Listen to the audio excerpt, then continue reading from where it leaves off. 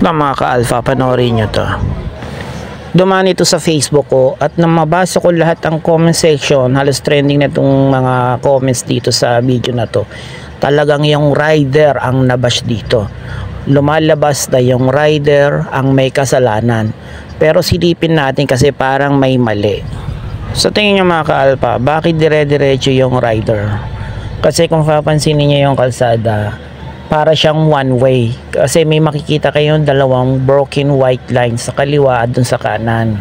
Kung two way naman yan, ibig sabihin itong sasakyan na puti at itong nagbibideo ay nag counterflow sila. Kung one way naman ito, yung lumabas sa kotse na puti na nabangga ng motor, ibig sabihin siya yung magka-counterflow, hindi yung motor. Dahil kung one way yan, walang kasalanan yung motor kasi expected niya yan na walang sisingit na ganyan sasakyan kung ito ay one way.